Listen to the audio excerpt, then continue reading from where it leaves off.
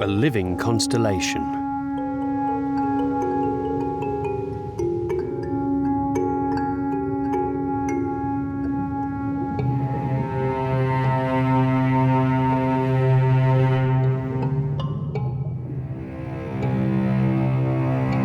An ecological wonder which today attracts diving enthusiasts.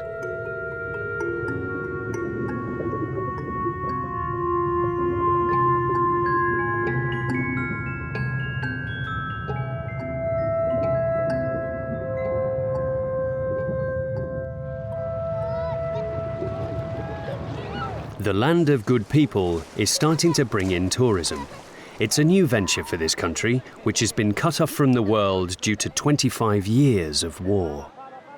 At the Inhambane School of Tourism, a generation of Mozambicans are preparing themselves.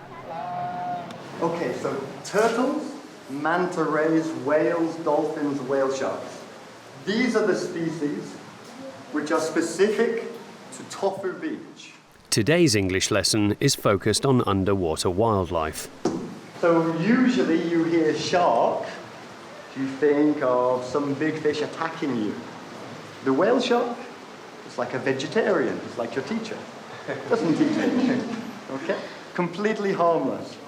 Very big mouth, but no teeth. So it cannot bite you, I promise. Today, the students are getting ready for a trip out to sea. It will be the first of their lives.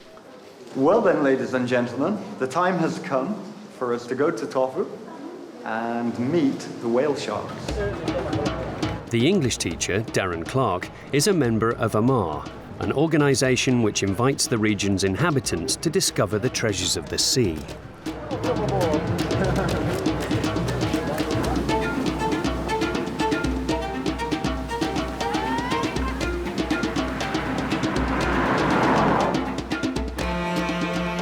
MAHA is a network of diving and tourism professionals. Christophe Chazot takes over from Darren and welcomes the students on Tofu Beach. How are you? Hi. This Frenchman has set up a travel agency here, pinning all his hopes on these wondrous underwater riches. How are you? Weather is not so good now, but it's changing.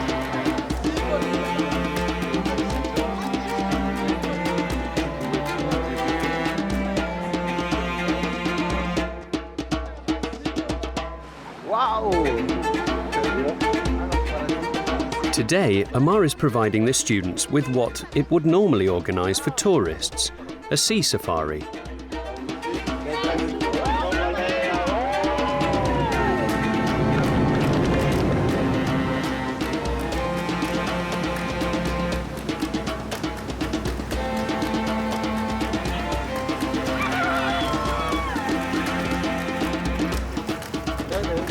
Only a few hundred metres from the beach, just below the surface, the dark mass of a whale shark can be seen.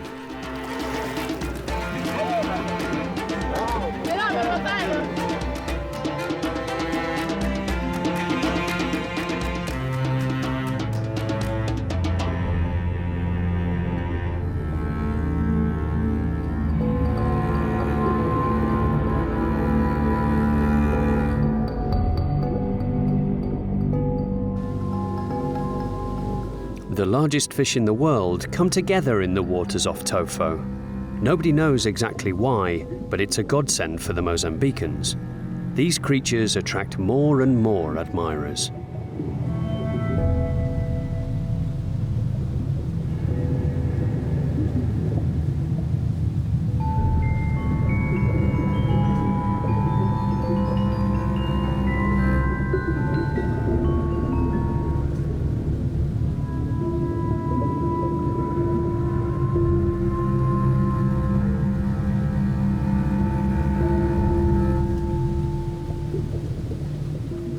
In other countries, whale sharks are victims of their own success and are pestered by tourists.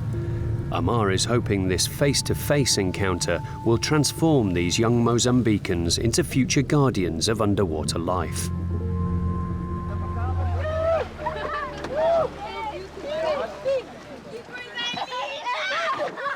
How amazing! It's huge and so colourful. It's about 10 metres long. It was on its own. It was very beautiful. It's an experience I'll never forget. It will stay with me my whole life. It was incredible. I was so close. I wish I could have touched it. It's wonderful to see their reactions when they see a huge fish like that. They've never seen anything like it before.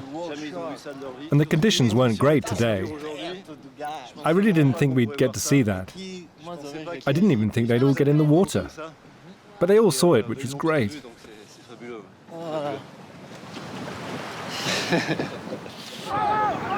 With the arrival of tourism, will it be possible to preserve the country's treasures?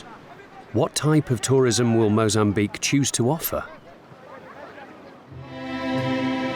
Further north, towards the centre of the country, a national park could serve as an example.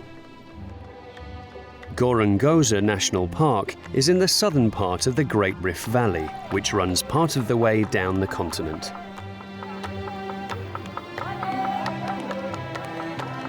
There are 4,000 square kilometres of rainforest, gorges, grasslands and floodplains, an incredible mosaic of ecosystems. The history of this park itself sums up Mozambique's riches, dramas and fortunes.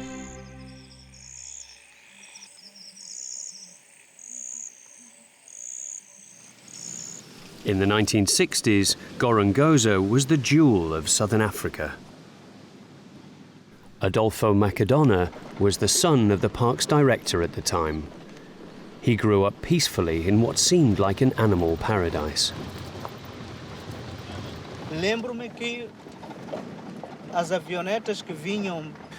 remember that before landing, the small planes which brought in the tourists would fly low over the runway to scare off the zebras, antelopes, and wildebeest that were basking there.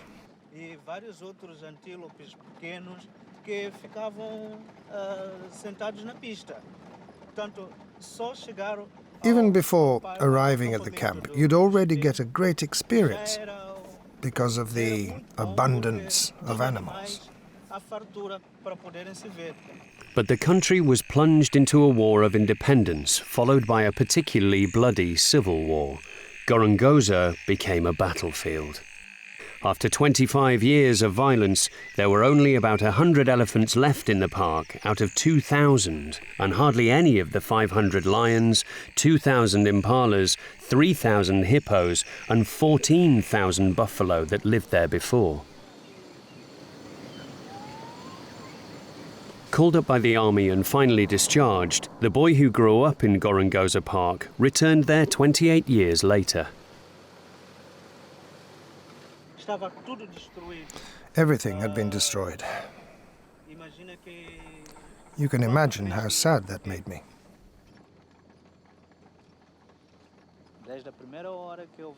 Since the day I arrived back here, it's been my dream to see this park restored to its former glory. Today, Macadona is a guide and his dream is gradually becoming a reality. The Mozambican state has signed a partnership with the Greg Carr Foundation, set up by a wealthy American philanthropist who made his fortune in Silicon Valley. It's a 20-year contract to bring the park back to life.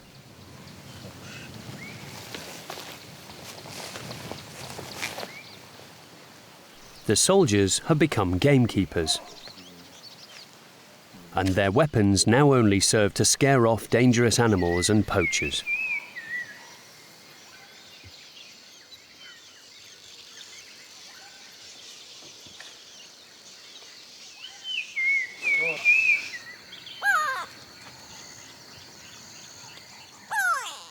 Although it may still be fragile, Gorongosa Park has risen from the ashes, and the wild heart of the country is beating with renewed vigour.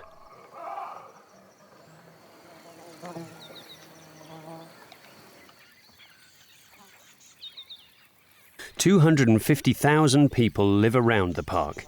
Mozambique is one of the poorest countries in the world, and the park's aim is to improve the living standards of the surrounding communities. Poverty, malnutrition, access issues, there's no lack of urgent problems. Now, twice a week, the inhabitants of Mbulawa are visited by the park's nurse. 20% of the revenue from Gorongosa is also pumped back into the communities. Schools have been built, treatment centres have opened. In the area of so-called sustainable development surrounding the park, people are beginning to benefit from the profits of tourism.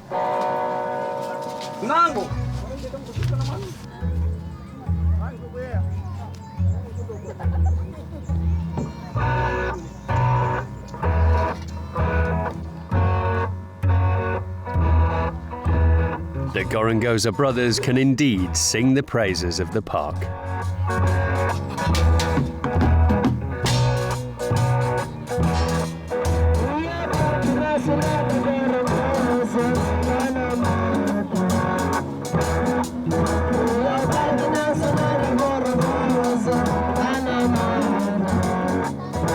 Today, their appeal to protect nature has a greater chance of being heard.